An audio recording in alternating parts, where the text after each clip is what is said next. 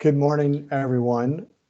I think with this, given that the music has stopped, we all find a chair, right? So I think we officially start. Hopefully you all find a chair. So I hope everybody's well. Thank you for returning today for day 2 of the Steelhead workshop. Let me just double check before I get too far along here to see if Brandon or Pascal, you have anything to mention before I get started, or that you want me to mention. Nothing here. Thanks, Bruce. Okay, sounds good. So let me just start with the kind of brief overview of the agenda, and then one of the first things we're going to do is a little summary of yesterday's end of the day or middle of the day breakout sessions, and so I'll transition to that. But before I do that, let me just kind of mention where we're headed today. We'll have a similar format where we will have some, basically an opening remark from myself to do a summary of the breakout sessions, and then we'll move into a series of presentations. And just to remind you all, the focus for today is really to turn more attention to the historic and ongoing monitoring that has been occurring for Steelhead. So yesterday we talked a lot about management challenges, and we heard about some what others are doing in other locations, particularly on the coast and up on the Columbia. And so today we're going to shift a little bit more to what we're doing here within the Central Valley, what we've historically done and what we're currently doing. And so the presentations will focus on that, and also the breakouts will focus on that. And then just as a little preview for tomorrow, the focus of tomorrow will be a little bit more on analytical approaches and how we detect the impact of management actions that we might take. So that's the plan for today, and a little preview of tomorrow. So let me quickly go to a summary of the breakouts. I will share my screen and see if I can get this to work. So hopefully folks can see my screen. I believe I'm still not in presenter mode yet. How's that? Is that showing a presenter mode slide? Yep, that's good. Good, great, thank you. So it was quite a chore. Well, let me start by saying thank you for those that participated in the breakout sessions. There were 10 breakout sessions with somewhere around 10 people per session. So that's a lot of dialogue, and that's what we hoped for and what we tried to set up. And I can tell you, as someone who at the end of the day and early this morning went through all the various mural boards and the notes and all that, with a little help from Josh and Pascal yesterday. There's a lot of really great information that we gleaned in those breakout sessions. And I know sometimes when you're in one, you don't, of course, see what's being discussed or hear what's being discussed in other sessions. So this is an attempt to roll those all up. And but I just wanted to say, one, thank you, and two, to compliment you all on some really good input. Having said that, obviously getting to a synthesis of all that is always a challenge. So hopefully you will see some things in here that reflect what you all said. And I welcome, input if you don't see something that you think is important that should be reflected or noted. But obviously I can't capture everything in a few slides. So, what I tried to do was look for where there was overlap across the different groups and highlight that, or if there were big differences, although I didn't see a lot. In fact, there was a lot of commonality. So without further ado, why don't I just advance my slide here and talk about these. So there were 3 questions, as I think everybody hopefully recalls, with a few sub-questions. And the first of those had to do with challenges that were relevant to the Central Valley, particularly challenges that we heard about from the Columbia and the Russian and other activities. And so I boiled this down to 5 major categories that seem to reoccur across the breakout groups.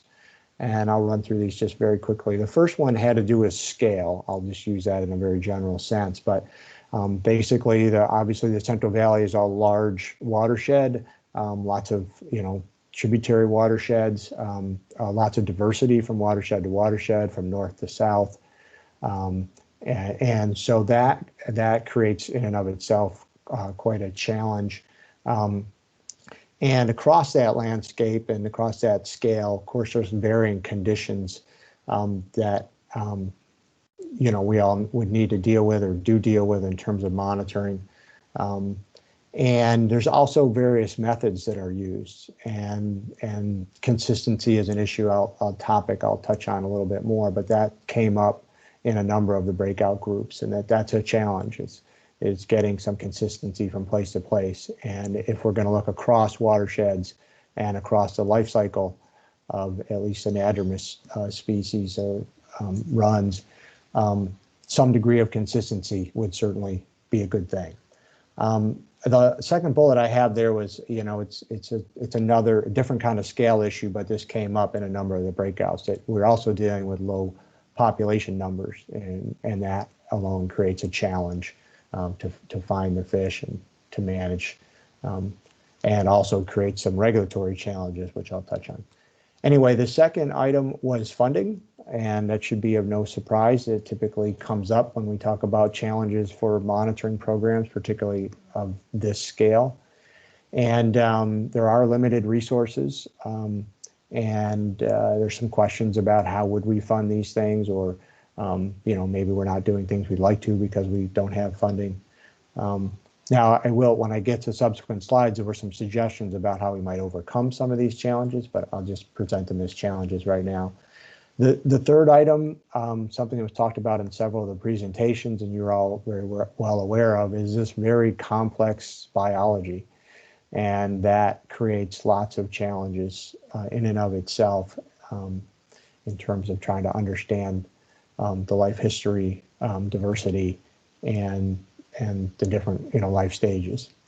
So the fourth item is a pretty big topic. There's lots of sub items there, as I note, but I called it logistics. It's just the reality of the monitoring given the conditions that are out there. So a lot of these sites are remote, so access is a challenge from that standpoint. There's private land, so access is a challenge from that point. We're oftentimes wanting to sample at times when the environmental conditions are challenging. So, high flows, lots of turbidity. There's issues with just detecting the presence of the fish. Permitting came up in a number of places. These are listed species, and so take permits can be a constraining factor. But something to, obviously to be aware of and just logistically, have to deal with. There's oftentimes infrastructure involved, whether those are devices to catch the fish or, weirs that we're using for that purpose. And then staffing, of course, always a challenge, and clearly relates to item 2 here. Last but not least, under the challenges is, this issue came up of, the difference between getting an abundance estimate and just documenting trends, and that, particularly across the large watershed is a challenge. So those are my top 5, and welcome your input on those. But in the name of time, I'm going to move on. I threw this slide in there that relates to the challenges, just to make this point, and this is from one of the mural boards. And they didn't all look like this, but this one struck me. And I put this little note on the left that, when I look at this, I come away with this idea that, nothing's easy and it's all important. And that alone is a bit of a challenge when things all fall in the upper right quadrant, or largely fall in the upper right quadrant of a chart like this. So how do we deal with these challenges? That was the second question. What did we learn from the earlier presentations? And so these are my top 4. The first one, and I'll try to go through these a little faster, is to stay focused on the species that we're trying to monitor. There seemed to be some concern that Historically, we've relied on Chinook salmon monitoring and learned what we can about steelhead, and there was a general sense or comments that we shouldn't continue to do that. There was a lot of focus on or mention of pit tags as a real promising opportunity, not without its challenges, and something that we saw being used successfully in other places. And then there were also some mention of how we might be able to continue to and better utilize the hatcheries to help us do various things to improve our monitoring. So that's the first category. Number two, I bundled these together, communicate, coordinate, and integrate. And this came across in a number of the breakouts, the need to really share across groups, across watersheds, and to try to find alignment. To use that communication as a way of building shared understanding, mutual understanding, and building relationships. This goes to the partnership part of this question.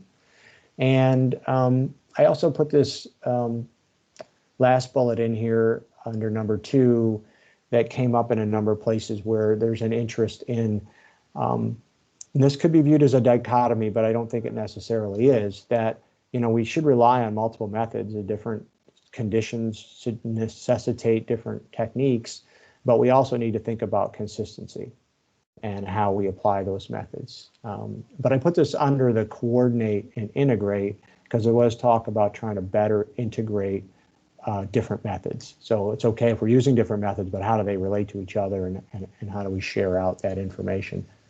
Moving on to number three, another theme that I saw emerge was this idea of promoting transparency, and particularly in terms of open data, open science, and that this could be a way to create more integration and build partnerships through sharing and timely reporting. This idea that the information is useful now, and that by sharing that, we can maybe build more of a network and work together more.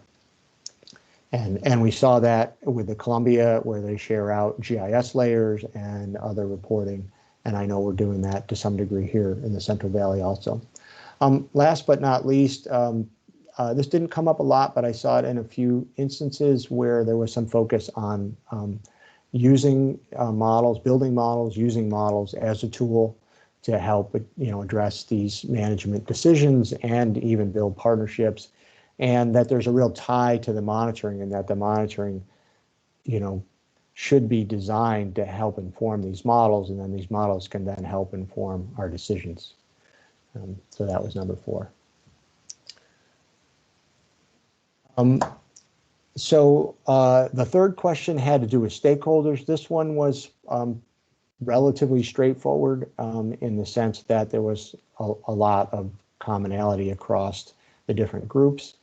And you see the stakeholders listed there.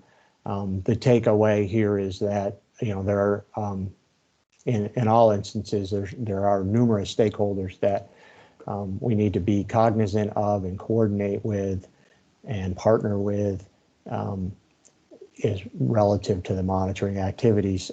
It was pointed out in a number of the breakouts that, of course, the actual stakeholders vary by watershed, but I think you'd be hard pressed to find a watershed that didn't have most of these parties there in some form.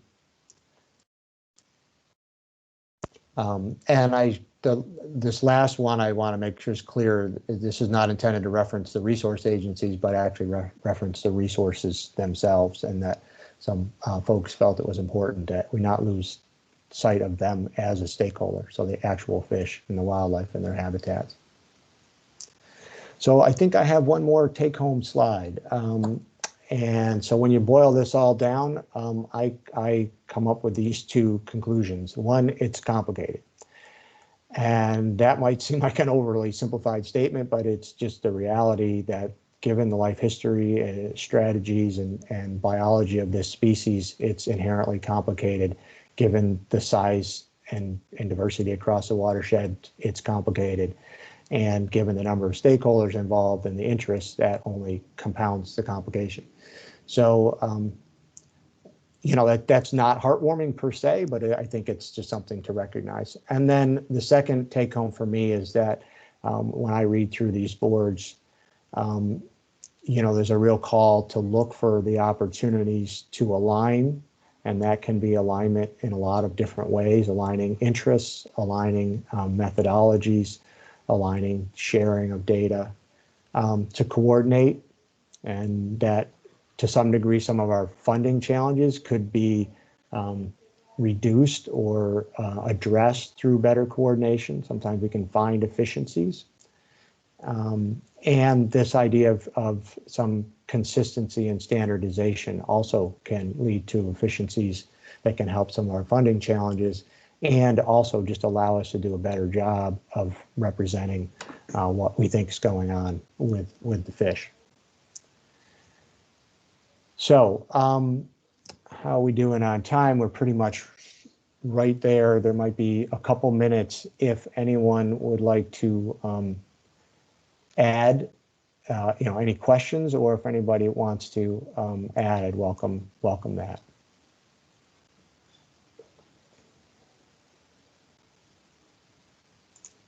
And I will check the chat to see if there's anything in there this morning.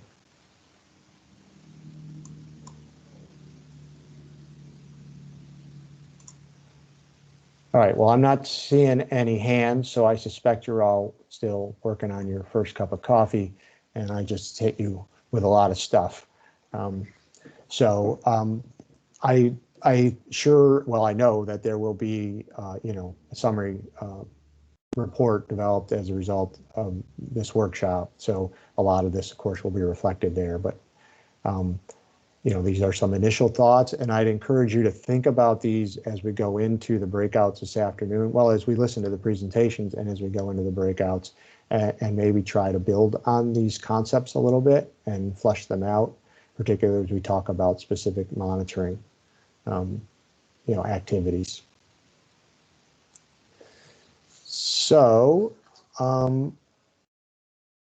I think with that, we're ready to transition to Ryan and our first presentation on the Upper Sac River Tributary Steelhead monitoring. So are you out there, Ryan? There you are. Great. And there's your slides. Thank you so much for that. Right. And take it away. All right. Let me see. Is the presentation up and running at this point? Yep, looks good. Right. Hi, I'm Ryan Revnak with California Department of Fish and Wildlife out of the Redding office. And I'm going to talk a little bit today about the Upper Sacramento River Basin Steelhead monitoring work that we've been doing the last couple of years. First off, our office, mostly out of the Revel-Up office for CDFW, has been conducting adult Chinook escapement for a long time. And our efforts never really focused on Central Valley Steelhead specifically until recently. And with the startup of the Central Valley Steelhead monitoring program out of Sacramento, kind of the combination of those two programs gave us the platform to start a steelhead-specific work in the Upper Sac Basin, specifically in the tributaries. So I'm going to kind of lay the groundwork for that. And during this time, we've collected for a long period of time adult escapement of Omicus and steelhead, along with Chinook, but never been able to kind of connect the dots between that and anadromy and some of our other issues. So the last few years, myself and some other staff have been trying to put together a type of comprehensive life cycle monitoring in the Upper Sac. So this is a little slide of some of the components that we've been assembling, trying to put together to develop this monitoring program. The first is obvious. It's the adult escapement, which I talked about, and that's building pretty much on the existing infrastructure of the Chinook escapement program. which, like I said, I think the Chinook program has done an excellent job of developing and refining adult escapement through various means, but specifically video and fish passage monitoring, which has been great for steelhead monitoring, except for it, you don't get any other information than large adult Omicus numbers that enter each tributary to spawn.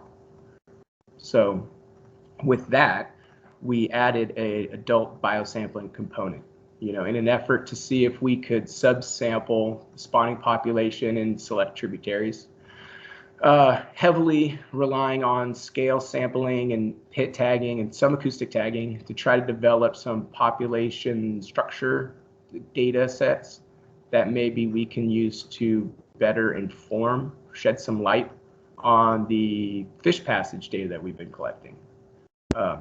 So the adult biosampling, like I said, relies heavily on scale analysis to determine, primarily anadromy versus residency, some kind of early life history that we can figure out, sex ratios and some fidelity, if that's possible, things like that.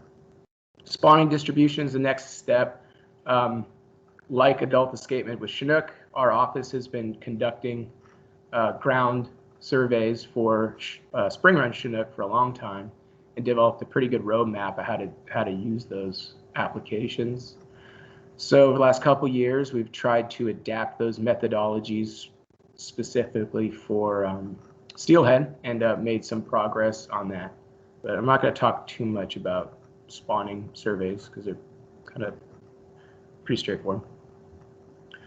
The next component is juvenile trapping and tagging. We have been operating rotary screw traps on Mill and Deer Creek for the last few years, specifically for the purpose of capturing wild, out-migrating central valley steelhead smolt. These fish, we are sampling, building out-migration data, timing, some abundance information if we can figure that out. And then we're also outfitting these fish with pit tags and acoustic transmitters to track their seaward migration in an effort to look at, survival, routing, habitat use, just generally early life history and behavior of some of these things. We're also using the telemetry information to kind of support our starting hypothesis with these fish that the fish that we're trapping in these tributaries are exhibiting early anadromous behavior, or they're intending to be steelhead, which, kind of definitely has, in that case, been very helpful. And the last component of it is the pit tags in these fish hopefully give us the ability to detect a returning adult if they come back to any one of our monitoring tributaries, which hasn't happened yet. So adult escapement, pretty straightforward, similar to what's been discussed yesterday. We monitor 7 tributaries with fish passage monitoring equipment. It varies from fish being enumerated in a ladder with a Vaki River Watcher to in-stream arrays.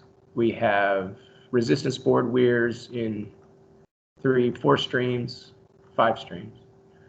Closed circuit camera systems, Didsons for muddy periods, and I think it was mentioned earlier and well put, none of these systems work all the time, but together they pretty much, we can get them to work most of the time. So like I mentioned before, this component is heavily built on Chinook monitoring and the Central Valley Steelhead monitoring program, so which has outfitted all of these streams with an in-stream pit tag array. So not only do we get fish passage information from the cameras, but we also get tagged fish passage.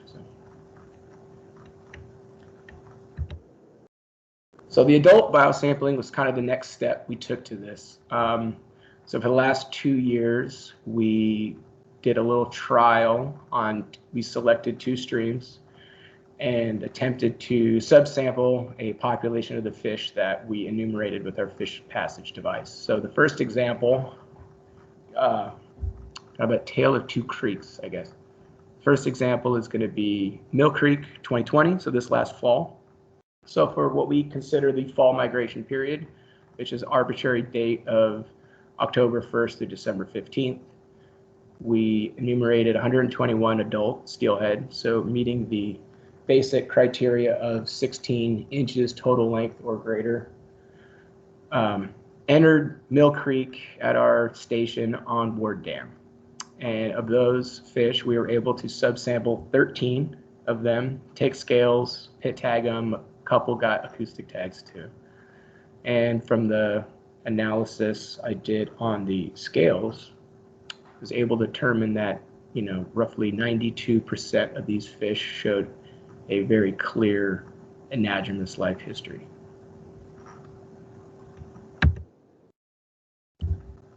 The next creek is Clear Creek, 2019. So for those of you which are not familiar with this, these tributaries, Clear Creek and Mill Creek are pretty much complete opposites. Clear Creek is a tailwater stream and part of CBP, and Mill Creek is a Lassen tributary and kind of essentially an intact watershed for these intents. We enumerated 134 adult steelhead entering during that same time period in 2019, so October 1st through December 15th. We were able to sample 34 fish, which met that criteria, so 16-inch total length and greater, and determined from analysis of those scales, 16% of those fish showed a very clear anadromous life history. 84% of them showed a residential life history.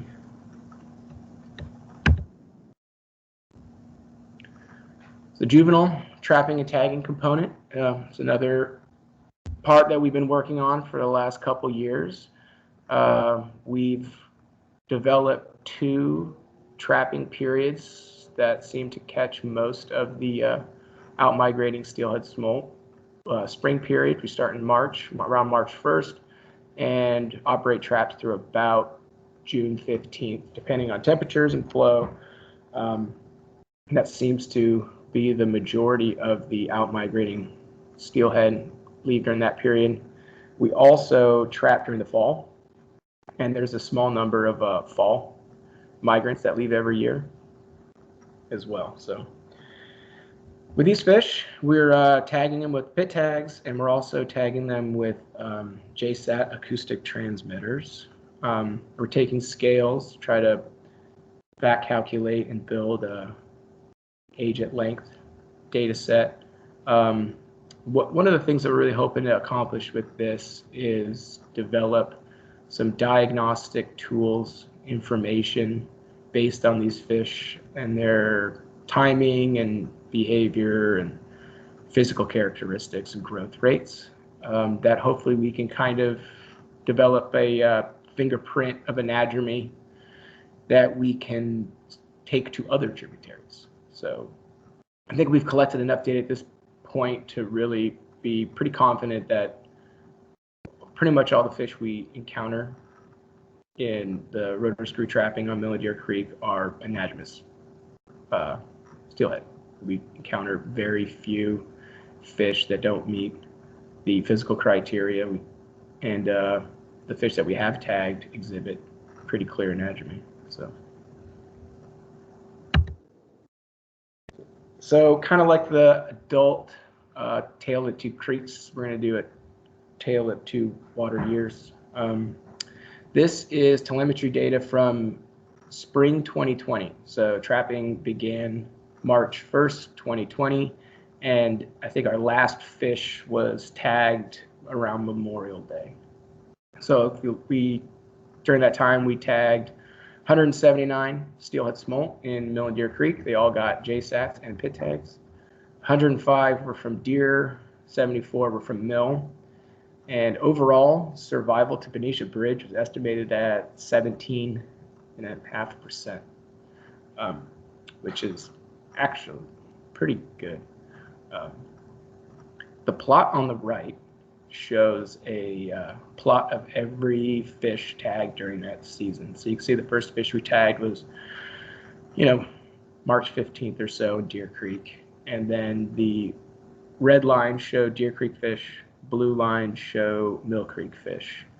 The y-axis shows every JSAT receiver location from the point of which we release fish to the Golden Gate Bridge, descending, going downstream. That's about 280 river miles, I think, between the two.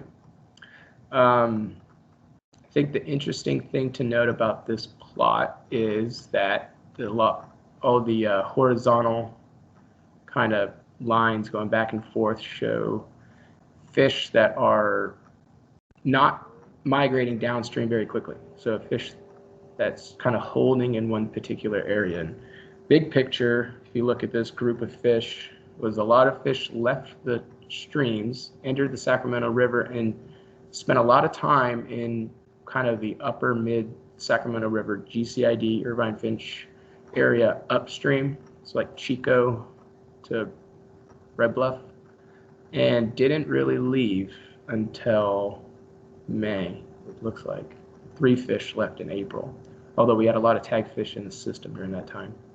It was kind of an interesting behavior. One of the things you might want to look at, thinking about that, is the other plot, which shows mean discharge at Wilkins Slough during that same time period, March 1st to June 30th, in cubic feet per second. The red dotted line shows the low minimum during that time period, which I think was about 4,800 CFS, just pretty low for that part of the river. And then I put a green line at 10,000, just for reference for the next slide. But you can see the flows are pretty low during April and May. So that might have been a contributing factor to some of these fish not leaving, possibly, at that time. But flows picked up in May, and you can see that's a lot of fish decided to make their way out during that time, and survival was generally pretty good. This next slide, these are fish tagged during spring 2019. So same time period, March 1st through June 30th. We tagged 90 steelhead smolt in Mill and Deer Creek, 64 from Deer, 26 from Mill. It detected an overall overall detection of 43.3% at Benicia. So that's pretty exceptional. Actually, by creek, we estimated 57.7% survival for Mill Creek fish, 33% survival for Deer Creek fish. Same plot on the right. You can see that tagged fish release kind of follow the same time period. However, there's very little evidence of fish kind of milling around and hanging out in the sack. They all seem to migrate swiftly downstream. And you could probably guess why if you look at the hydrograph. Same plot as the previous. Mean discharge, cubic feet per second at Wilkins Slough. The red line shows the low during that period, which was 6,400 or something. And the green line shows 10,000 CFS. So very different situation in the river, very different water year. I believe Yolo Bypass was flowing at this point. So they had different options for out migrating routes and things like that. So a lot, pretty different water years. So this slide shows reach-specific survival for just the 2020 group. So that same 179 fish from 2 slides ago. So if you break down detections and survival from fish released at Mill and Deer Creek, you can see on the map, there's an estimated 33% survival to Butte City Bridge, which is the first reach in our breakdown. And then survival jumps up to 68% to Tower Bridge in Sacramento, and then about 68% again to Benicia, which is, Benicia East Span, which is pretty much well on the way out at that point. So that's kind of interesting to see. Not a huge surprise, though, that the lowest survival is also in the section of river that the fish seem to have spent the most amount of time and not migrating through the quickest. So with all that stuff we've been collecting for the last year or so, I think one of the things we're trying to develop is questions that we've learned and the things that we'd like to pursue.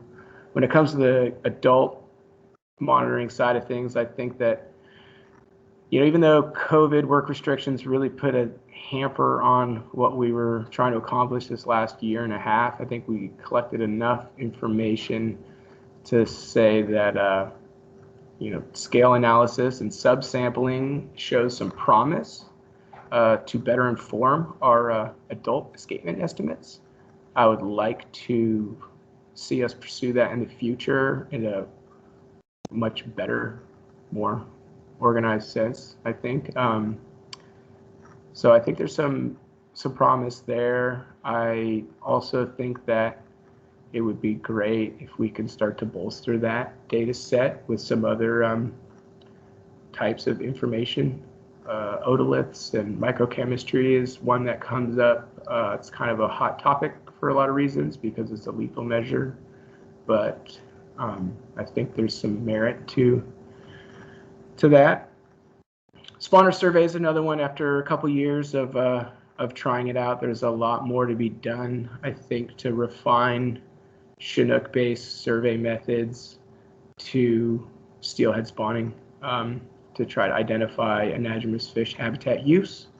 Although very important, it's not as straightforward as counting Chinook reds. So I think if we can somehow marry that to some of the adult sampling components, we would have more success in being able to determine steelhead spawning habitat and habitat use versus resident rainbow trout.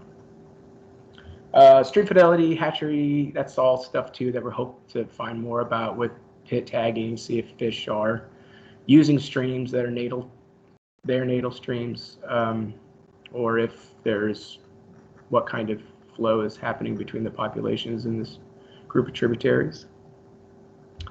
On the juvenile side of things, I think we really hope to keep collecting data that should be able to help us find some diagnostic tools to use in the future. Back calculating age at length shows promise too, and if we can somehow correlate that with physical conditions in the stream, that might be pretty good information to start to identify habitats and locations to focus further study and monitoring before we actually set up and invest a lot of time and effort and money to do that.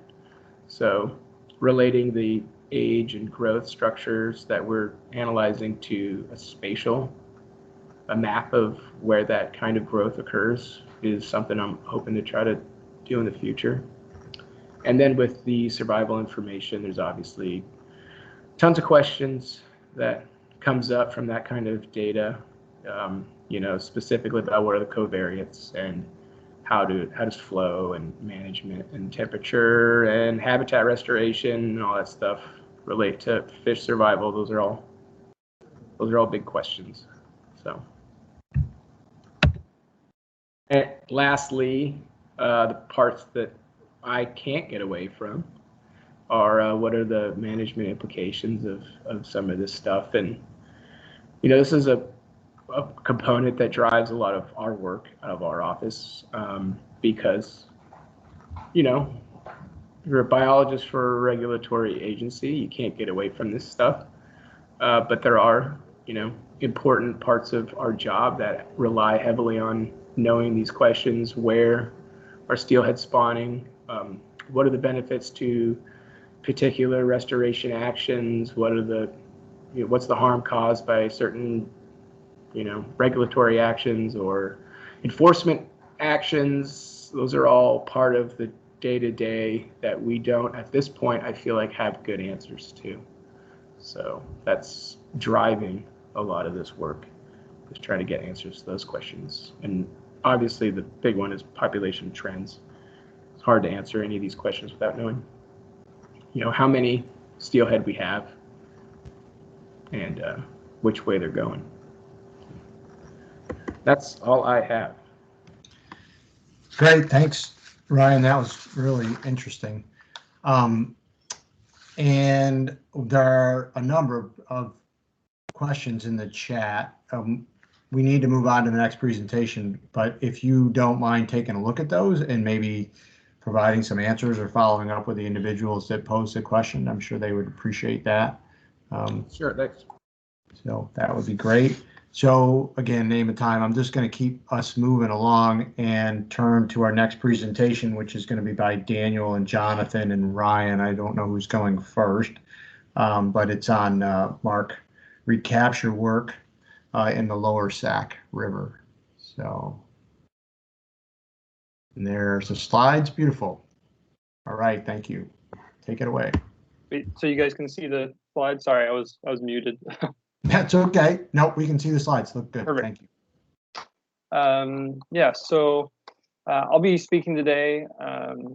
My name is Daniel Martinez. I'm an environmental scientist for the California Department of Fish and Wildlife, working with the Central Valley Steelhead Monitoring Program. And today I'm going to be presenting on mark recapture of adult steelhead populations in the lower Sacramento River. Contributors for this are Jonathan Nelson and Ryan Kurth, who are also with CDFW in the anadromous group at Fisheries Branch. So before we jump in, I just kind of want to outline what I hope to cover in this presentation. First, we'll discuss the creation of the mark recapture program itself, which is a part of the Central Valley Steelhead Monitoring Program. Objectives of the CVSMP and what methods were chosen to meet those objectives and why. Then move into presenting some results and data the program has gathered from the implementation year to now. And then finally move into how the results have affected different methodologies over time. So the Central Valley Steelhead Monitoring Program was officially developed via its implementation plan in 2014. The implementation plan was developed through a collaborative process with biologists from various agencies throughout the Central Valley that were involved in Central Valley Steelhead monitoring. All or most are probably here in this workshop. And essentially what the plan was is a detailed description of the procedures and methodologies for executing monitoring programs as described in a comprehensive monitoring plan for steelhead that was written in 2010. So now that the mark recapture program was created, it had three main objectives. One, to estimate steelhead population abundance with estimated levels of precision. Two, to examine the trends in steelhead abundance. And then three, to identify spatial distribution of steelhead in the Central Valley. And then what was the current range and does it change over time? So moving on to what methods were chosen to meet the objectives that were outlined. In order to estimate steelhead populations, the program implemented a temporally stratified mark recapture survey design using large wire pike traps to attempt to capture, mark, and recapture upstream migrating steelhead, where the program would mark all steelhead with pit tags, with hatchery fish, also receiving Floyd tags, collect biological data, and then transport the fish below the most downstream locations at a designated release site in hopes for possible recaptures as they move back upstream through the trapping locations. So this design was based off a previous project performed in the 50s, which also targeted steelhead on the Sacramento River using large wire pike traps with success. For trends in steelhead abundance, it would simply be comparing the results gathered from the mark recapture study annually. And then to identify spatial distribution of steelhead, the plan was to implement a network of pit tag arrays throughout the Central Valley to gather detections from the pit tags, and also to use hatchery return information collected either by Central Valley hatchery staff or other programs such as Central Valley Tissue Archive, as well as any angler recovery data from the Floyd tags. So jumping into the results of steelhead catch, you can see from this first table an overall general increase in hatchery and natural origin steelhead catch with the progression of each sampling season. And I'll jump into discussing the results more in depth a little later. And I do just want to note, it's possible the reduced numbers the first 2 years are due to just coming out of a major drought, and 2015 being the first big water year. And as hatchery returns show, they were also depressed for those 2 seasons. So then in this second table, we can see that there was an overall increase in effort and increase in number of traps deployed, as well as locations changed. And these increases are likely correlated as to why there was an increase in catch, which I'll also dive into a little more later. And one thing to note here is that the number of traps deployed was never less than 7, because this was the minimum recommended amount to achieve accurate population estimates based on statistical modeling from the implementation plan. So moving on from these tables, I want to show you these graphs, which reveal the migration patterns we've observed in steelhead through the years. And I should note that these graphs only include data gathered from 2015 through 2019. So 2015 was the implementation year. And in these graphs, the x-axis represents trapping efforts starting in June and ending in May, which is a typical year-round field season, and the y-axis representing the combined amount of steelhead captured on any given day. In this top graph, the blue lines you can see represent the capture of hatchery steelhead, and the orange lines representing capture of natural origin steelhead. And you notice 2 distinct curves, one occurring from late July to October, depicting an early run timing, and then peaking in August and September, and then another curve going from late December to February, depicting a later run timing. This kind of peaked in January and tapered off into the springtime. So you can see that more natural origin steelhead were represented in the early run timing, with 82% of all natural origin catch up through 2019 falling in the earlier run timing curve. So then through parentage-based tagging analysis, we were able to break down the hatchery origin timing to determine what was causing the differentiation in early versus late run timing. So looking at this second graph, we see that early run timing comprises of almost all Coleman origin steelhead in the yellow, and with some feather and McCollum hatchery fish. And then the late run timing comprises of all the Nimbus / American origin steelhead that have been captured, with a few Coleman and McCollum as well. So the take-home message being that the Coleman fish here exhibit an early run timing preference. The Nimbus are exhibiting a later run timing preference. And the Feather River may be exhibiting an early preference, but the sample sizes are just too small at this point. Through 2019, and the McCollum fish just don't know when to migrate or where they're going. They're just kind of sporadic. So moving into results for identifying spatial distribution, we have this map of our pit tag arrays in the Central Valley. Ryan Revnick just previously talked about all the upper Sacramento ones, so you can kind of see those there. And there have been 3 different styles of arrays implemented. Pass-by antennas being a flat plate spanning across the river, anchored to the river bottom.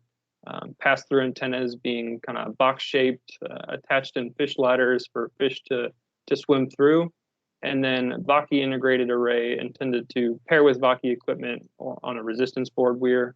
And I just want to note that with the pass-by array on Battle Creek and a swim-through array in the fish ladders at the American River, Feather River, and McCullomy hatcheries, it covered all major Central Valley hatcheries for steelhead.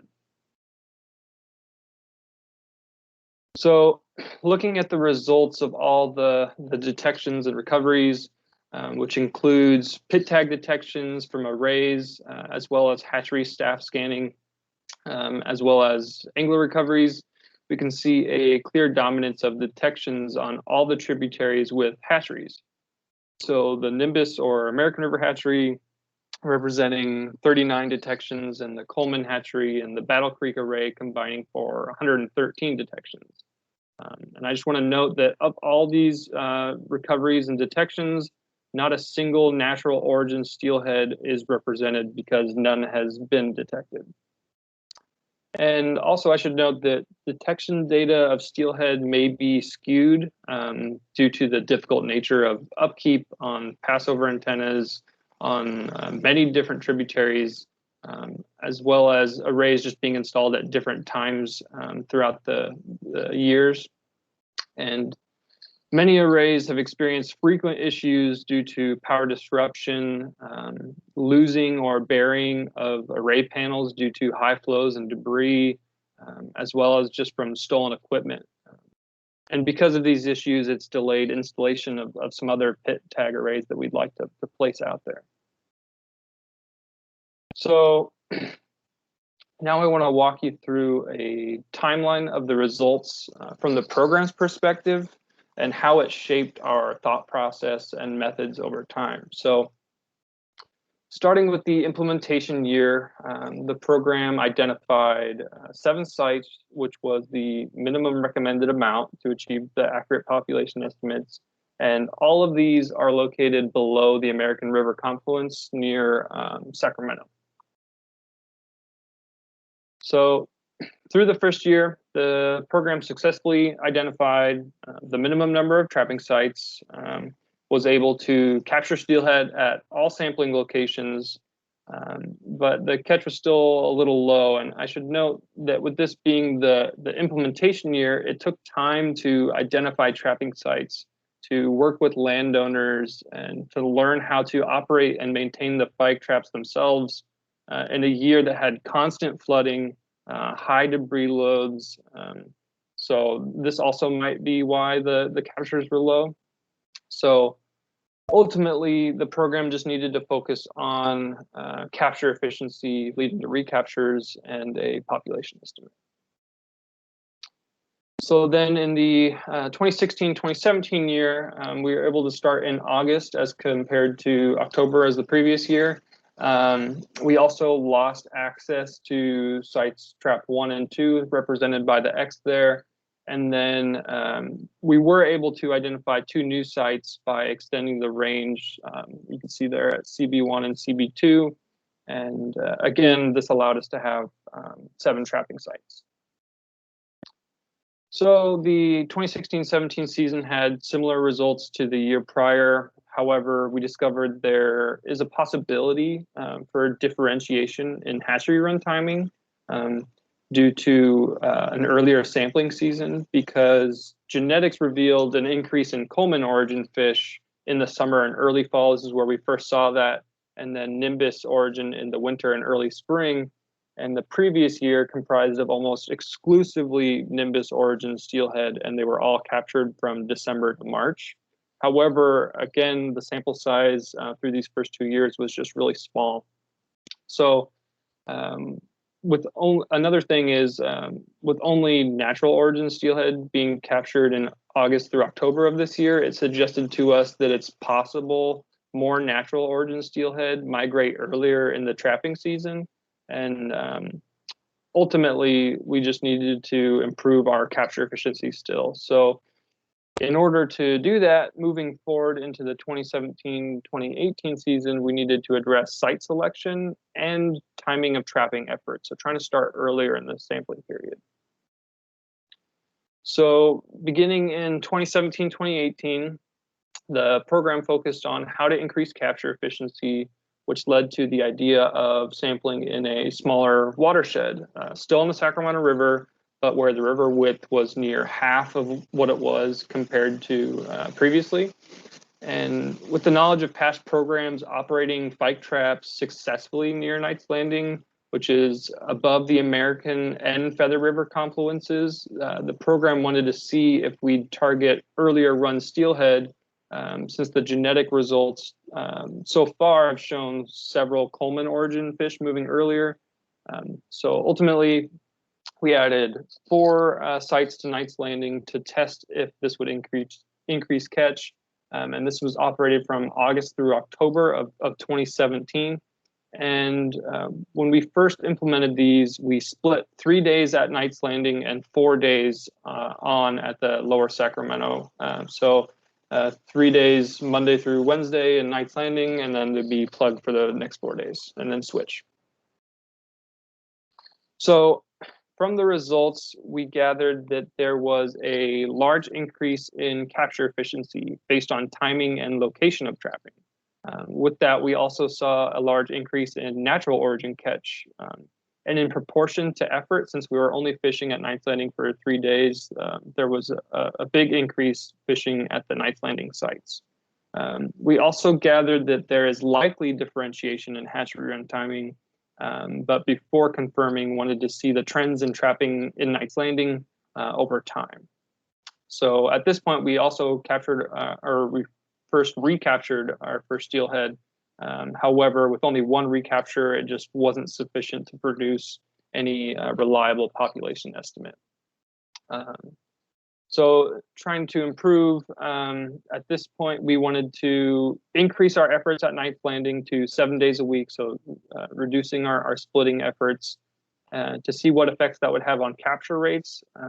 But ultimately, we just still need to focus on improving our recapture rates, with only 1 being captured so far through 3 years. So this is just lumped the 2018 and 19 season with the 19 and 20 season, so the 2 seasons. We repeated sampling efforts at all locations, so I've just combined them here in these maps. So for both years, we lost access to 3 sites in the Lower Sacramento River. You can see the X there. While at the Knights Landing sites, we added 2 more trapping sites to have a total of 6. We also began, like I mentioned, trapping 7 days a week from June through November at both sites. And then after November, just switching to the Lower Sacramento sites. Also in 2018 to 2019, with available equipment from the department, we implemented a 69 kilohertz 2D resolution VPS, which for those that don't know is just an underwater acoustic fine scale positioning system using acoustic receivers and transmitters, because we wanted to monitor fish behavior through the trapping site and to see if trap avoidance was occurring. So looking at the map, you can see the red dots represent the 13 acoustic receivers in a diamond-shaped pattern to make up the VPS. The acoustic array itself encompassed the 2 downstream most sampling sites on the Lower Sacramento River portion, which would be the first trapping locations all recently released steelhead would encounter. And if you remember from the previous slide, there's now only 4 traps operating at this time in the Lower Sacramento. So this array actually encompassed half of our trapping locations at this time. And a total of 29 fish tracks were generated, of which 12 of those tracks were from previously captured fish at CB1 or CB2, with only 1 of those 12 repeating travel near the trapping site. And this fish was not recaptured. So From these tracks, it appears that steelhead, after being captured and taken to the release site, are favoring the opposite side of the river, either due to avoidance behavior or general preference for that migratory path. And learning this, we determined it would be beneficial to trap on both sides of the river if possible in the future. So through the results from 2018 to 2020, we officially confirmed a differentiation in hatchery run timing. And through the VPS, that possible trap avoidance was skewing recapture efficiency. Ultimately, the program needed to focus on recapture efficiency and confirm whether trap avoidance was occurring to produce a reliable population estimate. And up to this point, the data was also revealing we weren't contacting Feather River fish like we'd like. And this is likely due to most of our captures coming from above the Feather River confluence. So this needed improvement as well. Which takes us to the current 2020-2021 ongoing season. And this led to the exploration of sampling below the Feather River confluence and identification of sites near Verona, California. So starting in July of 2020, 10 sites were identified, 5 on the upstream river left and 5 on the downstream river right. These sites were exclusively sampled from July to November because at this point we had determined that the American river steelhead are just not moving through the system at this time, or at least not at a detectable rate. So we should focus on traps that should have higher capture efficiency and help us have traps on both sides of the river to see if it would aid in recapture efficiency. And so from December through the present, we just resumed trapping efforts back in the lower Sacramento River. And you can note here that traps 3 through 5 were able to return as levee reconstruction kind of ceased. So we returned to having 7 trapping locations in the lower Sacramento portion. And then 2020-2021 results through the current field season, we've seen an increase in natural origin steelhead capture efficiency at Verona. We've learned we've likely increased our capture of Feather River origin steelhead at Verona sites due to early return information from our pit array in the Feather River ladder and from hatchery staff. We've learned that it's possible to operate traps on both sides of the river, and which at this point had never been accomplished. However, neither the site location or trapping on both sides of the river led to an increase in recapture efficiency. So the program ultimately just needs to figure out a way to determine if/how trap avoidance is occurring. Which kind of leads me to some future efforts. The program plans on repeating sampling efforts in Verona from July to November, and then the lower Sacramento in December to June.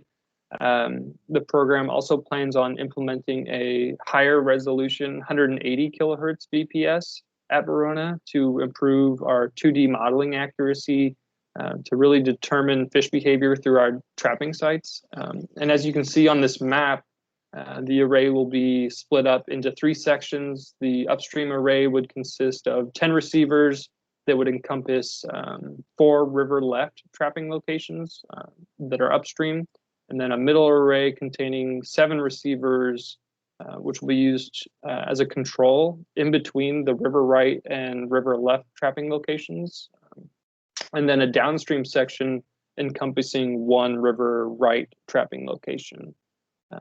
So hopefully that'll help a lot. And then we plan to continue to maintain and evaluate the current pit array network, and we currently have equipment to place out more pit tag arrays, but due to permitting and site selection difficulties, we're not sure if that will occur. So with that, if there's time for questions, I'm not sure, but yeah. Great, thanks, Daniel. Yeah, unfortunately, we don't have time for questions. We're actually just a few minutes behind here. So I I'm going to suggest we move on to Mike's presentation. Take a look in the chat. I think there might be a few questions in there for you. And Mike, I'll just let you go ahead. And what I'll try to do with speakers going forward is I'll just jump in when they're, I'll just maybe make a noise when there's 5 minutes or something so people know. But I'll acknowledge here, Mike, you lost 5 minutes, so I'll keep that in mind. Thanks, Chris. Okay, let's see here. I'm gonna try to get this slides going. Can you guys see my slides okay? Or are you in presenter mode, or is this in? We do see the slides. I'm seeing some, like a next slide, some form of presenter mode. So, So let's slides. How about now? That's better. Thank you.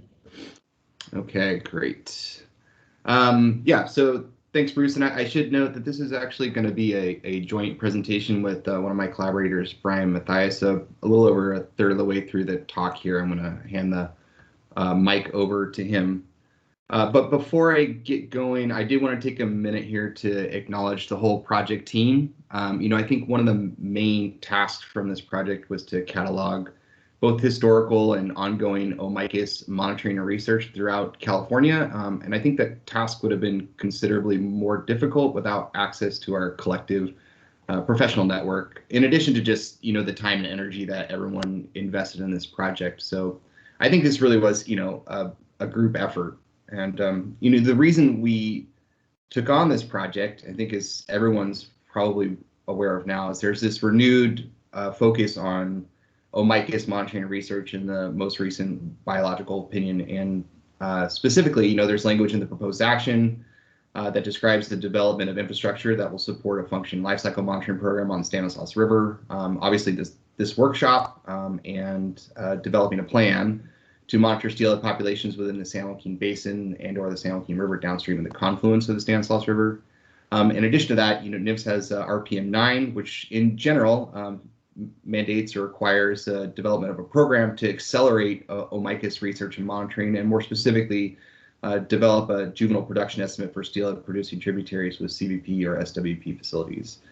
So the take home here really is that there's potentially a lot of new Omicus monitoring and research that's coming down the pike, and our team believe that by examining the spatial and temporal scope of past and current monitoring, and more specifically evaluating, what elements of those programs were successful, will facilitate successful implementation of some of these new efforts. And so some of the three kind of main goals of our gap analysis or our project was, one, to catalog past and current Omicus monitoring efforts and who's leading those efforts, as I kind of mentioned earlier. And two, summarize monitoring methods, spatial and temporal monitoring scope across California Central Valley. And then lastly here, if given the opportunity to, we're hoping to pursue novel analyses given that there are data available to do that. So one of the first things we realized right away was that, this has been done before. California Department of Fish and Wildlife and Pacific State Marine Fisheries Commission took on a very similar task from 2008 to 2010 following the previous biological opinion. And one of the things that they found was that they identified a total of 63 Omicus monitoring programs. However, across those programs, they determined that monitoring wasn't really standardized across, like I said, each of the programs. And it was often designed or targeting other species like Chinook salmon.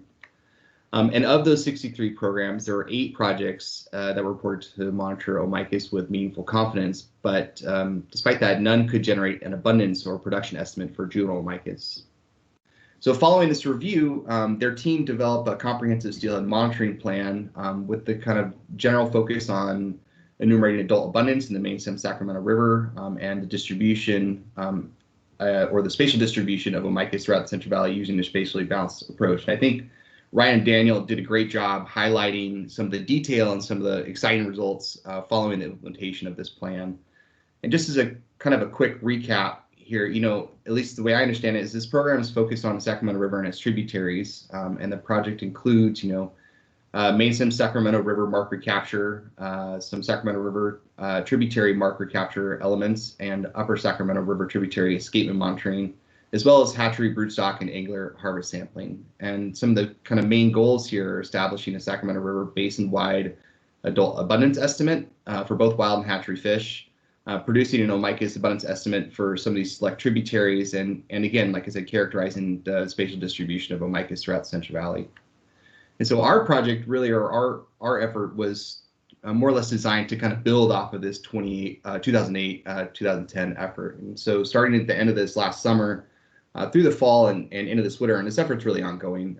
Our team has contacted, I think, over 60 experts with knowledge or experience in over 50 Central Valley watersheds, and we made sure to stratify this outreach effort across, or at least throughout, some of the California Steelhead Central Valley diversity groups, including Northwestern California, the Basalt Forest Lava, Northern Sierra Nevada, and Southern Sierra Nevada diversity groups.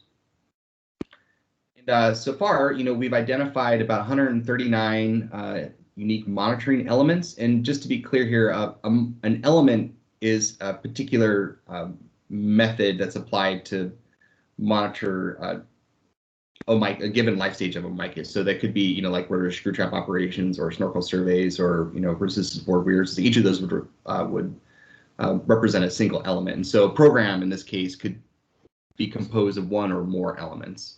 And our first kind of cursory look at this information, we found, although that there is some distribution across these diversity groups, there's definitely a tendency for more of these elements to be implemented in the basalt porous lava and Northern Sierra Nevada diversity group. So it's a relatively unbalanced application of some of our effort to date. And of these 139 monitoring elements, there are at least 80 that are still that are ongoing, or at least 80 that have collected data as recently as 2020. And that effort is relatively well balanced across the different life stages of Omicus.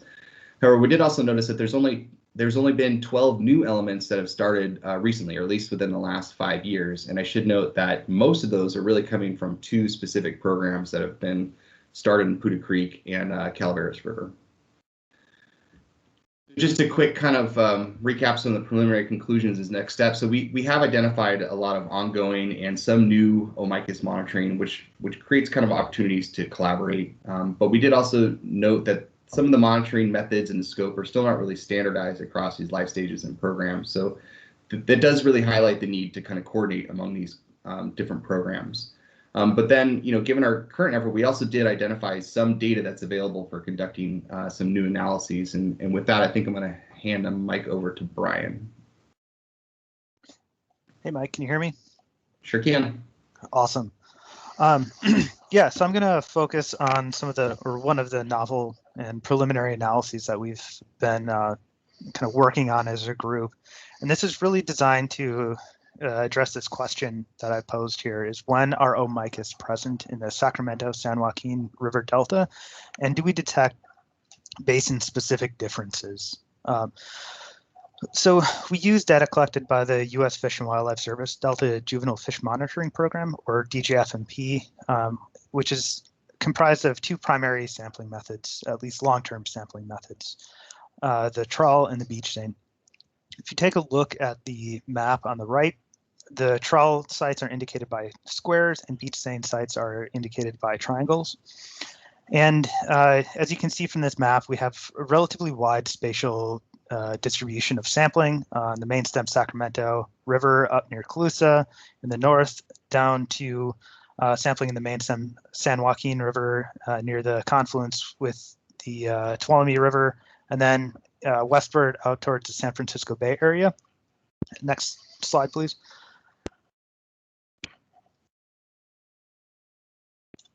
Do you want me to advance one more, Brian?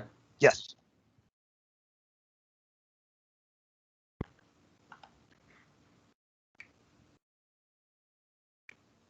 Oh, perfect. So here we have the three trawl sites in the north on the Sacramento River. We've got a site near the city of Sacramento, Chips Island, just downstream of the confluence of the Sacramento and San Joaquin rivers. And then in the south, the Mossdale trawl site on the main stem San Joaquin River. So with each of these trawls, we try to target at least 3 days per week, at least in recent surveys, and 10 hauls per trip. Each of these surveys started at different times, but in general, we've been sampling year-round since the mid 90s, early 2000s. Next slide. For beach seines, We've got the beach seines divided up into various regions, and here I'm focusing on 5 different regions from north to south: the Lower Sacramento, North Delta, Central Delta, South Delta, and San Joaquin. For each of these surveys, we try to visit each site 1 day per week, and similar to the trawls, we started these at various times and year-round since, again, the mid-90s and early 2000s. Next slide. So we combined all of this data to estimate the likelihood of Omicus presence in the delta, and here we're defining that as the proportion of years in which Omicus were detected. We calculated this for each month and sampling area and method, so we can think about this as the proportion of years in which Omicus were caught at the Chips Island trawl in December. We calculated this again for January, February, and so on. And we did this for each of the 5 different seine regions and 3 different trawls.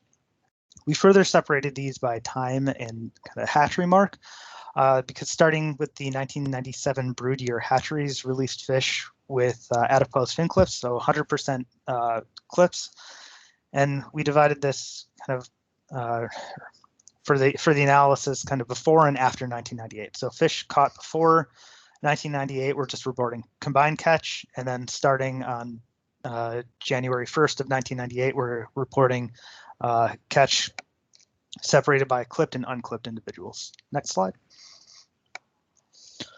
All right, so I'm going to walk us through a couple of figures here, and as we're going through them, I really want you to focus on the question of when are Omicus present in the Sacramento-San Joaquin River Delta, and do we detect any basin-specific differences? So this first set of slides is representative of the trawl surveys going from north to south, Sacramento, Chips Island, and Mossdale. On the vertical axis, we have likelihood of presence, which goes from 0 to 1, 0 being that we've never caught an Omicus in this survey during this month, and 1 indicating that every year that we've sampled, we've caught an Omicus in that survey. We have, or on the horizontal axis, we have months from January through December, and then we have the 3 different vertical lines, gray being fish caught before 1998, which is again combined clipped and unclipped individuals, and then blue is fish caught after January 1st of 1998, being unclipped individuals or wild, and then black being the same time period but for clipped hatchery fish.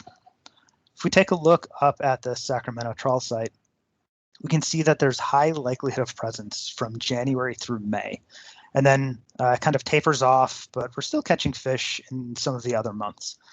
Chips Island is very similar, high likelihood of presence from January through May, and we have caught fish, or we have caught Omicus at Chips Island in every month that we've sampled. And compare that to Mossdale, where we really only detect fish from March, April, and May, or we only have high likelihood of presence in March, April, and May, and there's very low presence in the surrounding months. Next slide.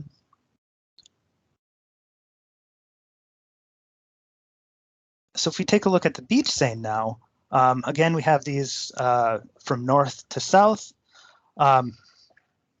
If we take a look at the 3 most northern sites, so Lower Sacramento, North Delta, and Central Delta, we see similar patterns that we saw in the trawls at Sacramento and Chips Island, where we have higher likelihood of presence from January through May, and during the rest of the year, it's kind of lower likelihood of presence, but still scattered. And compare that to the South Delta and San Joaquin seine regions, where they're largely absent from these surveys. Next slide. And really, this tells us that there's a longer presence in the North Delta, highest likelihood of presence from January through May. They're detected in many different surveys in nearly every month of the year. They're caught in both trawl and seines, and this really suggests that individuals are using these habitats for both rearing and migration. Compare that to the South Delta, where there's really truncated presence, only high presence from March through May, and they're largely absent from the seine surveys. This suggests that there's very limited rearing capacity for these individuals. Next slide. Just to kind of wrap things up a little bit and talk about next steps for the entire project. The first big next step is to finalize and wrap up this data synthesis. So please review the appendix material from the fact sheet that we put out and contact us about any missing surveys. I've included Mike Beek's contact information here. So please reach out to us if we are missing anything. The second step is to expand on the preliminary analysis that we just discussed and really focusing on two big questions. Are the trends that we observed in the Delta reflected in other surveys and really across the Central Valley as a whole? And then what are some of the major drivers in Omicus occupancy across the Central Valley? And to address these questions, we're really thinking about trying to develop a formal occupancy model and then to start including other data sets from across the Central Valley to address these questions. And lastly, our big next step is to explore the existing data sets and start to pursue additional analyses. So really synthesizing the monitoring efforts and identifying data gaps, identifying areas and life stages with data to estimate abundance trends, and then finally to assess trends in juvenile and adult migration characteristics. With that, the U.S. Fish and Wildlife Service is also in the process of recruiting a student research fellow that will start helping with this project in the summer of 2021 that we're all really excited about. So next slide. With that, we'd like to thank everyone that has helped with this project, whether that was helping us gather the data or even in years past where they've collected some of the Omicus data. Thank you very much for your assistance with this project. And if we have time, we'll happily take some questions. Great, thanks, Brian. Thanks, Mike. And if anybody had, doubts about our ability to collaborate, this last slide certainly demonstrates that we can. So that's great. You guys effectively got us back on time or pretty close, so thank you for that. And so I'm going to suggest again, take a look at the chat. I didn't notice whether there were any specific questions related to that presentation, but maybe just take a spin through there and see if there's something that you might be able to address. And I see, Steve, you're up and running, so thank you for that. We are going to shift from north to south. The next two presentations, we'll talk about activities on the Stanislaus as opposed to the Sacramento. So go ahead, Steve. Okay, thanks, Bruce, and thanks for having me here today. There's already been a lot of really good talks, and I've been really interested to see what everybody's been presenting. And the talk today is going to be related to something that both Mike and Josh have talked about, and that's the Bureau of Reclamation's proposed action on the long-term operation of the CVP, which specifically calls for a life history monitoring program for the Stanislaus River. And so we've been working with the Bureau and several other collaborators in developing that plan. So that's what I'll be talking about today. And Mike has already talked about the specific action related to the Stanislaus, but I kind of wanted to start with another general need in the Central Valley for steelhead monitoring. And primarily being that because they're listed as threatened under the ESA, the criteria for assessing whether they have been recovering or whether the populations are viable require measures of population abundance and productivity. And right now we don't have those at all, so we can't even assess whether we're moving in the right direction. And then regulations in the tribs and in the Delta are primarily directed at protecting the migratory life history pathway of Omicus, but we really don't have much data on either the natural origin fish or the resident fish in order to determine whether those regulations are protective. And then there's the uncertainty about the contribution of the resident Omicus component to the migratory component really complicates our attempts to define what the population abundance is, because we know from work outside of other basins that resident fish can produce migratory juveniles and vice versa. So we really need to know the population status and trends to evaluate this viability and recovery progress and to understand how management activities might be affecting these different life stages and life history pathways. And then this is essentially a repeat of what Mike just said. This is just the specific additional measure for the Stanislaus River. So I'm just going to skip over that to make sure I stay on time. But essentially, we'll be developing a life cycle monitoring program that will be capable of estimating these 4 elements: the juvenile and adult population abundance, age structure, growth and smoltification rates, and anadromy and adaptive potential in those 2 populations, or in the Stanislaus population. And so folks have touched on this as well, but I think this is important to go over again, is that Chinook salmon monitoring does not equal Omicus monitoring in the valley. And I think there's several assumptions about a Chinook salmon monitoring program that are either implicit or explicit that should be considered when using Omicus data from these programs. And those are that the adults are semiparous. They're going to spawn once and then die. The adults migrating into the river system are the only source of juvenile production in that system. That all the juveniles produced will migrate towards the ocean. That the migrating juveniles represent a single brood year. And that all migrating juveniles are produced by anadromous adults. And these are all totally fine for a Chinook salmon monitoring program. But unfortunately, none of those apply to an Omicus monitoring program. So that can really limit the utility of existing programs to produce data that are going to really inform what's going on with Omicus in the valley. So what we did is we kind of went back to the beginning and developed a conceptual life cycle model for Omicus in the Stanislaus River with the different life history pathways that would be possible.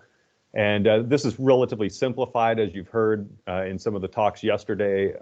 Omicus life history can be very complicated, and there's many different life history pathways they can take. This is relatively simplified, but we identified specific life stages of interest that we would want to estimate, and then transitions among those stages that we think would be important to be able to estimate a rate for, because we think it might be affected by either environmental conditions or management actions.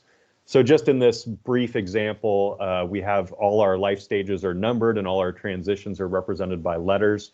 So here our 2 life stages would be embryos or elvins, and then they would transition to the fry life stage.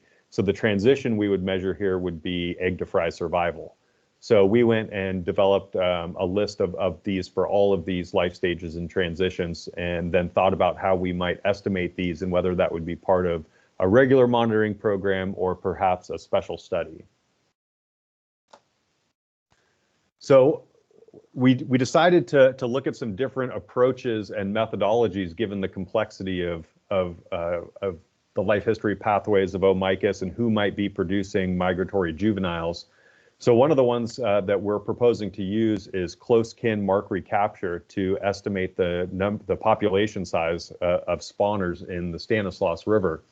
And this is a technique that in theory is pretty similar to a regular mark recapture study, but rather than relying on an individual fish being tagged and then recaptured at a later date, it relies on genetic relatedness among parents and their offspring.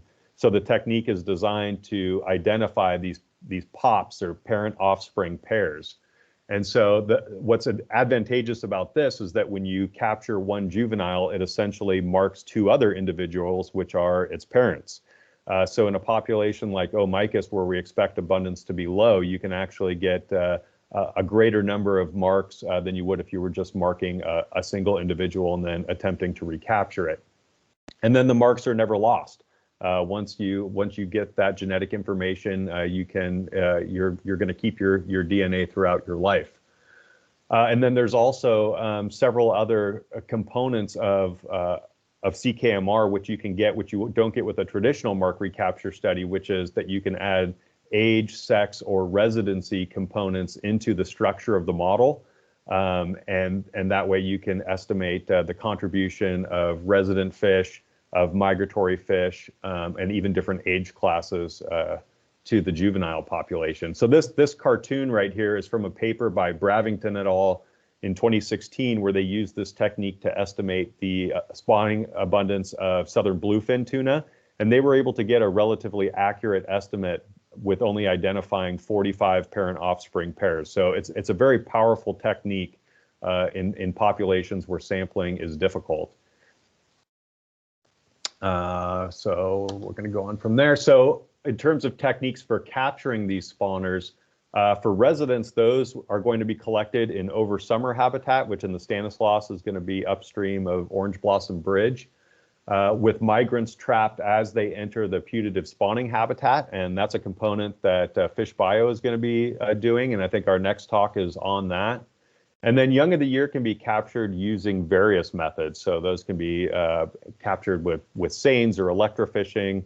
You can use samples from a variety of locations, and the technique doesn't necessarily require the same rigorous statistical assumptions as a mark recapture study using, say, pit tags or acoustic tags. And when we capture these adult fish, we would take genetic samples of all individuals encountered for the CKMR analysis, as well as scales for age and growth. And over time, you could also be able to estimate the age at first reproduction by combining the age data with the CKMR analysis. So rearing juveniles and subadults their abundance would be estimated with spatial expansion using GRTS or GRITS selected sites in oversummer habitat. So that's similar to the sampling frame used in the coastal monitoring program. And then these fish would have their scales collected for age and growth to understand the age structure of the subadult and juvenile populations. And some of these individuals may not migrate to the ocean until 2 or 3 years of age, as well as taking genetic samples for the CKMR, and then pit tags would be placed in any individual over 65 millimeters for estimation of some of the other components that I'll talk about in a minute here. So estimating the probability that a juvenile is going to migrate out of the system versus remain resident, as well as the survival during outmigration, is going to be estimated by this population of pit tagged fish that will be implanted during these surveys, the GRITS surveys that I talked about in the previous slide. And so we're going to deploy pit tag arrays within the river to define habitat that we think is oversummer resident habitat, and then migratory habitat, where we would assume fish in that habitat would be on their way out of the river. And so we'll have this population of juvenile pit-tagged Omicus and then use a multi-state model to estimate both their annual survival probability if they decide to remain resident, and then the probability that they're going to pass the first antenna located near Orange Blossom Bridge and start their migration. So doing that, we'll be able to estimate the probability of migration, and then the survival rate between the Orange Blossom antenna array and an array located near the confluence will give us the estimated survival of fish that do decide to migrate. And this picture here is actually from a study we did in the Upper American River Basin above Folsom that just shows some of the morphological differences in these fish captured at the same location. So perhaps the one on the bottom is adfluvial there. We don't really know, but very interesting.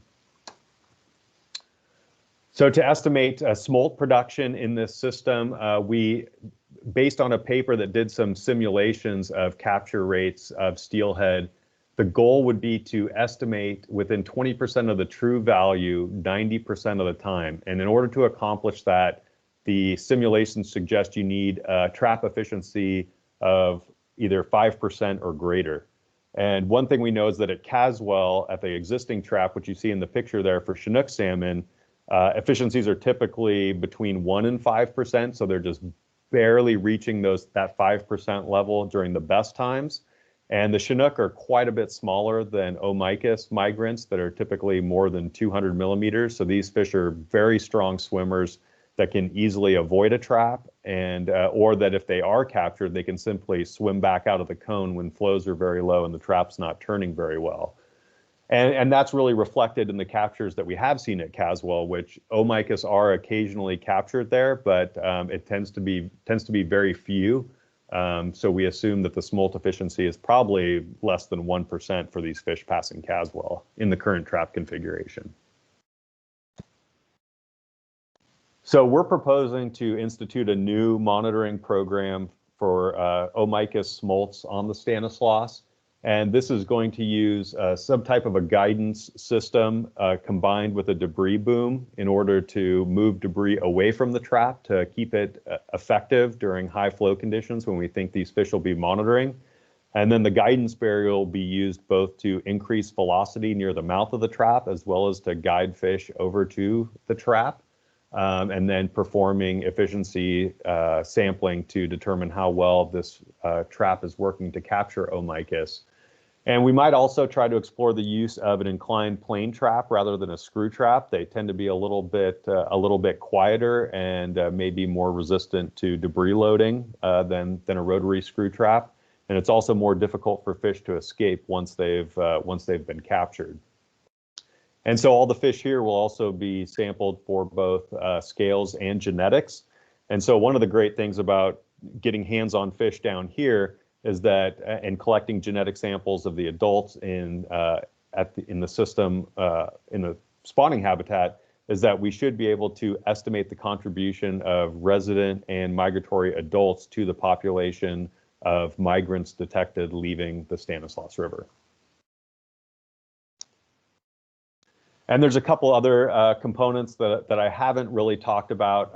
There's going to be some red monitoring that'll take place, and that's being done by Cal Fish and Wildlife, which is going to be really useful for both identifying how much habitat there is for Omicus spawning in the Stanislaus River, and also get an idea of when these fish are reproducing, as well as potentially getting some morphological data on the reds to help differentiate them from Chinook reds in case the timing overlaps.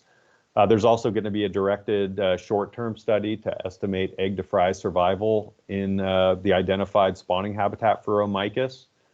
And then also, I think it'd be a good idea to assess the influence of hatchery fish on the Stan Omicus population. I know Fish Bio has presented some data where they've seen clipped fish passing the weir that they operate for Chinook salmon. So even without a hatchery on the Stanislaus, there's certainly hatchery fish present, and their influence on the population or their contribution to observed migrants is really unknown.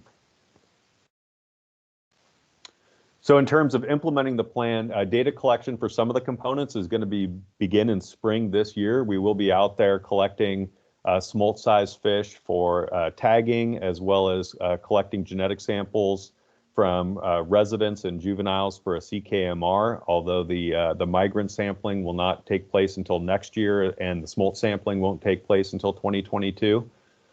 So those components are going to come online a little bit later. But I think an important thing to talk about here, and I think Daniel Martinez did a great job of explaining this too, is that some experimentation is going to have to be expected because a lot of these programs haven't been implemented in the valley to really focus on capturing Omicus. So although this plan seems like it's all locked down, I think we're going to have to see which methods work and which things don't. And we're definitely open to input on things folks think could be improved or changes that might be made to some of the methodologies we're proposing. And I think as the data comes in, we're going to have to be flexible about what we're doing out there. And so just to wrap up, the USBR is funding this effort, but it certainly contains several collaborators. The ones that a couple that I've talked about right now is Cal Fish and Wildlife and Fish Bio that are also working on certain components of this project. PSFMC is also working with us, especially getting any samples that they collect in the Caswell trap. And then biologists from the Bureau and other folks have contributed as well. So I think this will be a good opportunity to get lots of folks in there and demonstrate what a monitoring program for Omicus might look like.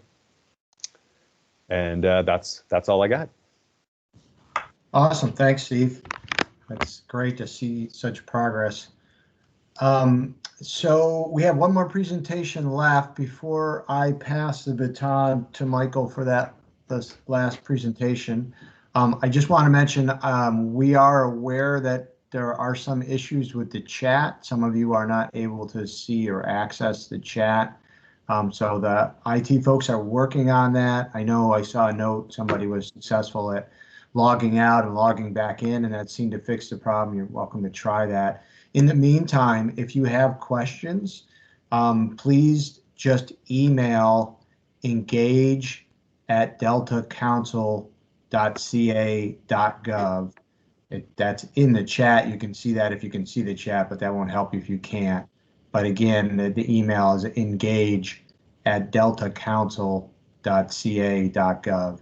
And you can send the questions there and we'll accumulate them. And thanks to the speakers who I see, at least that can access the chat, are kind of making their way through some of the questions posed and putting some answers in, so that's appreciated.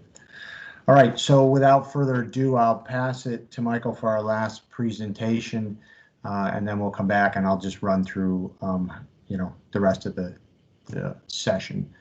So out there, Thank Michael. you, Bruce. Sure. I'm running into an issue here with the share tray. Is it possible that Brandon could run through that presentation for me? I believe so. Yeah, let me get it up really quick. Sorry about that. No worries, thanks. Okay. And maybe while Brandon's doing that, let me just take the time to say we'll operate the same as we did yesterday. So at 11, we'll take a break, or whenever this presentation ends, we'll take a break, and we will reconvene at 11:30. And please leave your computers on, and you will be shuffled to a breakout session so that when you come back at 11:30, you'll be in a breakout session, and then the breakouts will go till 12:30, and then we'll end for the day and reconvene again tomorrow at 9. So looks like we've got the slides up, so I'll stop talking. Floor is yours, Michael. Excellent. Thank you, Bruce and Brandon. Yeah, I will talk briefly about our expected approach to enumeration and sampling of steelhead in the Stanislaus River, and thanks for the segue and the introduction there, Steve. So as he mentioned, the adult sampling, or the steelhead sampling, is part of a larger coordinated effort to obtain population vital rates and juvenile production estimate of rainbow trout / steelhead in the Stanislaus River. So this brief presentation, we'll just go over the goals of this monitoring effort, the various components included in it, and a quick overview of past monitoring to point towards some specific insights that will guide this upcoming effort, but also define some expectations and some of the challenges that we're anticipating. So monitoring goals, our goal, or specific to our part in this larger effort, our goals are to provide accurate counts and estimates of steelhead escapement to the Stanislaus River, but also to physically sample migrating steelhead to obtain length, weight measurements, collect scale tissue samples, and mark fish for re-identification at a later time. And the approach is going to be to operate a resistance board weir that has been in place for a long time. Again, this is one of the ways and efforts to modify and adapt existing infrastructure that was conceived around the idea of Chinook monitoring to target that and make it more specific to steelhead monitoring. So the weir is going to be operated in combination with a fish passage counter. It has an integrated pit tag reader and an option for live trapping fish. And another component is going to be to operate supplementary pike traps as a backup and to collect additional data. We can go to the next slide. I'm expecting that most of those tuned in are probably somewhat familiar with the general setting of the Stanislaus River, but I just wanted to give a very brief overview. We're looking at about just short of 100 kilometers of anadromous habitat below Goodwin Dam, with the majority of the spawning habitat found in the upper third of that. Flow range for monitoring, difficult to predict, but typically somewhere in the range of 300 and 1,000 CFS, which gives us a lot of opportunity and a really good operating window. If we can go to the next slide, please. So as I mentioned, the primary tool here in our toolbox is going to be the resistance board weir that's pictured here. So it consists of a series of 20-foot conduit panels that are anchored to a substrate rail and resistance boards that plane upwards in the current. So it moves up and down as the flow decreases and increases. Bulkheads, so rigid sections, block parts of the channel or of the channel cross section that are not covered by the panels, by the resistance board panels, such as up against the shoreline and around the structure for the passage chute that houses the river watcher, being the infrared scanner and camera, as well as the pit tag antenna and the trap box on the upstream end. We can go to the next slide. Oh, one back, sorry, thank you. So on the river left, there's also a downstream trap box that we expect to operate continuously, and that can provide information on kelts mostly, such as sex ratios and post-spawn survival. Especially if these individuals were captured and handled before, it can provide insights regarding riverine residence time and a couple other things. We can go to the next slide, please.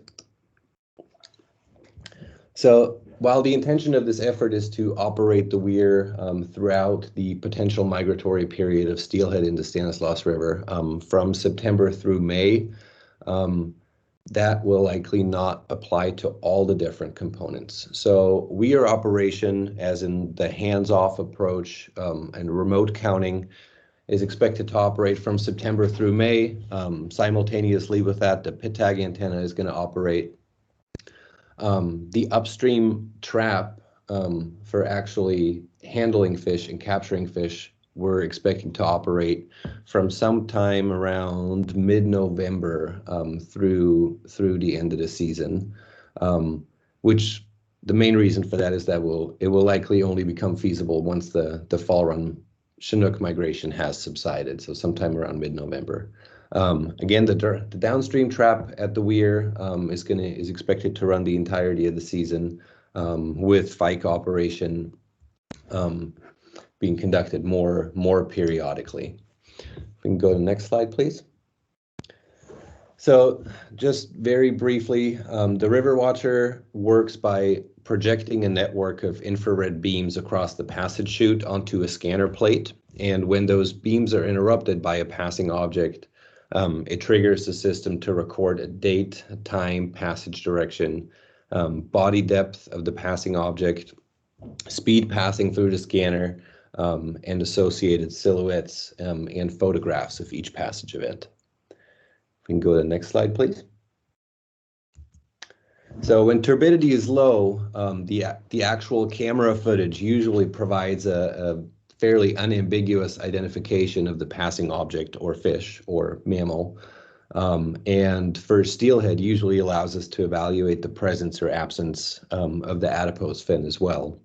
So even during times when we're not able, for one reason or another, to operate the live trap, we're hoping to still be able to get very complete and accurate counts of upstream steelhead passage, along with some basic morphometric measurements, as well as natal origin of those fish. If we can go to the next slide, please. When turbidity is higher and prevents clear digital pictures, oftentimes we're expecting to still be able to use the silhouette, since they're often characteristic enough to identify fish to species. So even though that doesn't happen all that often on the Stanislaus, I think that will provide a valuable backup option if it does happen over a or multiple periods of time. If we can go to the next slide. So while enumerating steelhead on their way upstream is great, this monitoring approach and the monitoring program will allow for much more detailed insight if we can actually get our hands on fish, and this is where the trap box comes into play. So the way this works is after a fish, swim through the scanner, they exit through that funnel-shaped conduit structure that you can see. They're blocked off in the picture in the bottom left of the trap box. And on the right side of the trap box, there's a gate that can be opened and closed to prevent further upstream movement of the fish. So you'll note that the trap box is reasonably large, but that space can fill up fairly quickly once you start piling adult Chinook in there, not only stressing the fish that are in the trap, but potentially leading to stacking downstream and other issues. So as a consequence, like I mentioned earlier, we expect to begin operating the trap box once the peak of the Chinook migration has subsided, probably around mid-November. And by that time, and this is where I think it's valuable to be able to build on past monitoring efforts that were tailored around Chinook, because it gives us a leg up in planning these efforts. By that time, usually about 75% of cumulative annual Chinook passage has been exceeded, and daily passages fall usually below 10 fish per day. If we can go to the next slide, please. So trapping, in addition to providing morphometric data, age data, genetic data, is also expected to allow us to address some potential sources of error associated with the remote vacuum river watcher operation, including missed and false counts. So counts that occur when the counting device fails to recognize a fish as it passes, or it identifies something that is not a fish as a fish. And the probability of missed and false counts can be estimated by comparing the number of trapped fish with the number of recorded passages.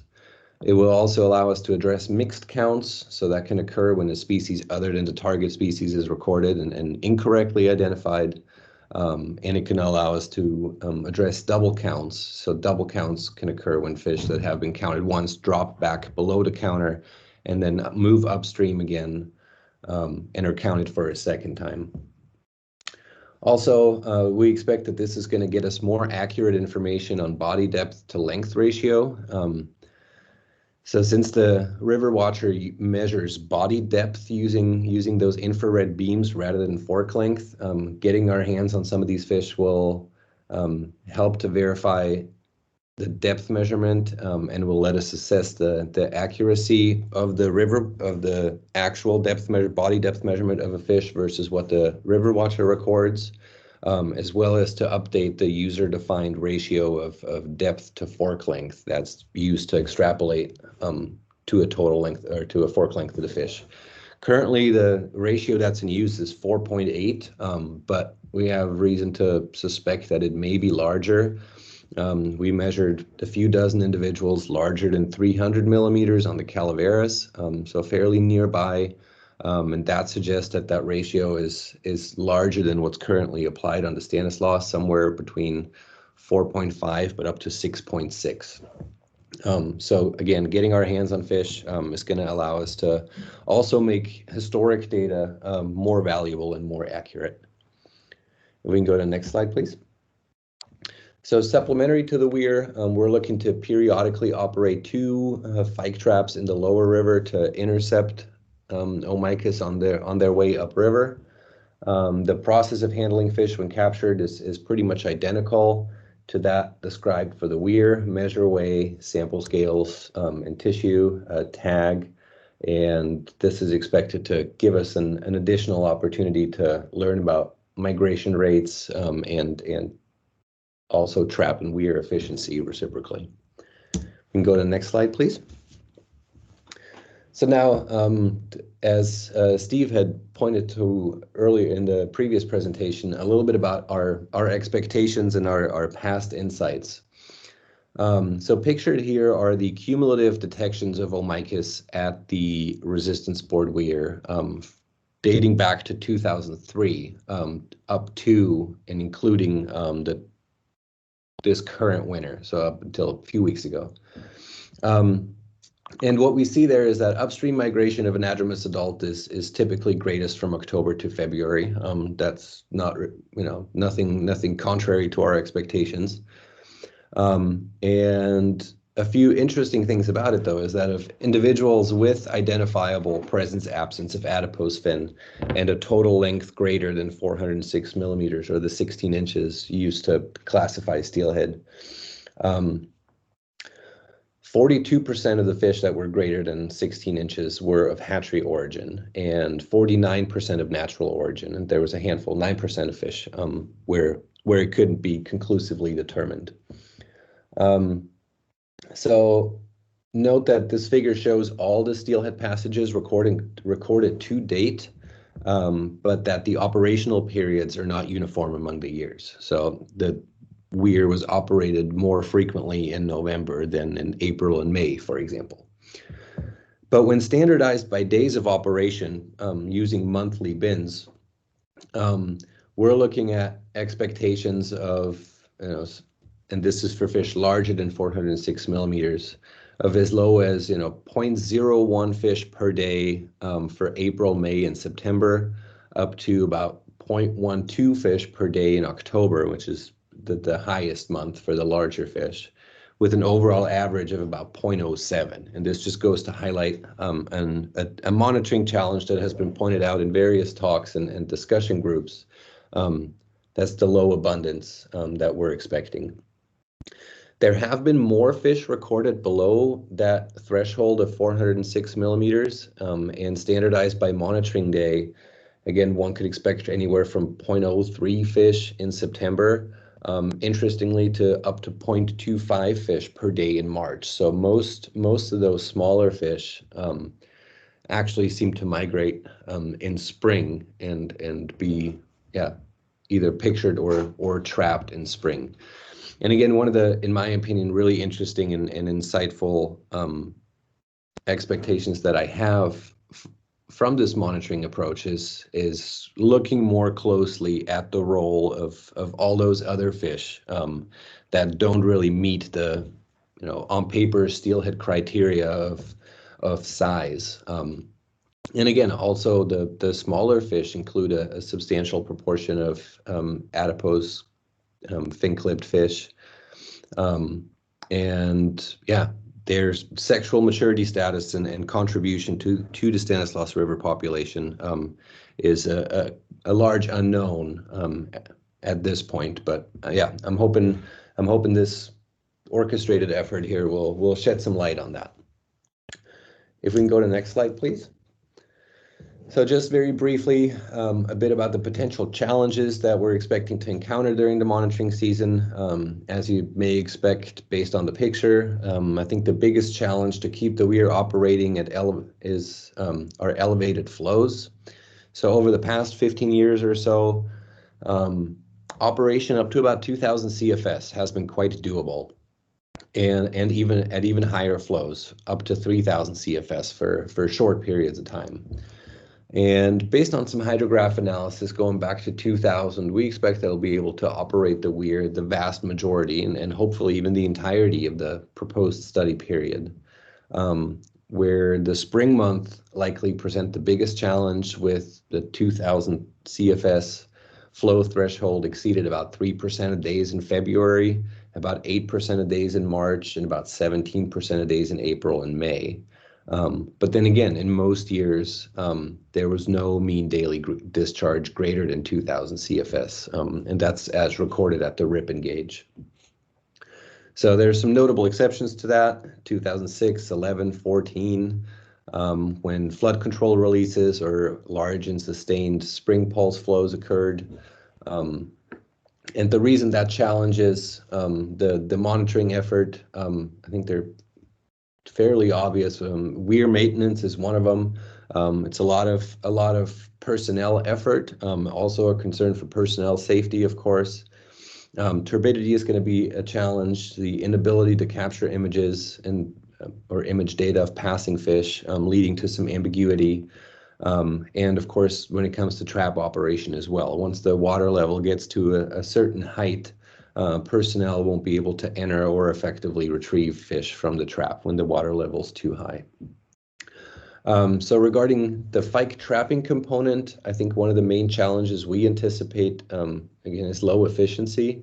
And I think in part due to the typically clear water in the Stanislaus River, which will likely be making fikes less effective, at least during daytime hours, than in other places where they have been used, such as the main stem Sacramento. But yeah, that being said, looking forward to an opportunity to report back on these efforts once field operations get underway, and the sharing any new insights we're sure to gain from this project. And yeah, before we open it up for questions, I just want to mention a big thank you to the organizers and facilitators and presenters. I think this, at least for me, already has been an immensely valuable workshop, and I look forward to attending the rest of it. And I think we can go to the next slide. And I'm not sure if we have time for questions, but if people want to post them in the chat, I'll be sure to respond as soon as I see it. Thank you. Great, thanks, Michael. Appreciate that. And you effectively got us right back on time, so I appreciate that as well. So yeah, try to use the chat. I don't know if we've gotten it fully fixed or not, and if not, use that email address for any questions. And so I want to move to take a break because I'm sure we can all use one. Thanks to all the presenters. Great material for us all to discuss this afternoon. So very quickly, we will break from now until 11:30. So please come back in a half an hour. Please leave your machines on. That'll just facilitate getting you to a breakout room. You'll end up in different groups than you were yesterday. And these breakouts are really randomly set up, but every group will have a facilitator, a note taker. We got a new set of mural templates to explore. We will leave that up to the facilitators and the note takers to decide what tools they want to use. But thanks again for this morning, and please do come back at 11:30, and then the breakouts will go till 12:30, and then we'll adjourn and come back here again tomorrow at 9. So Pascal, Brandon, anything kind of from a logistics standpoint before I let everybody go?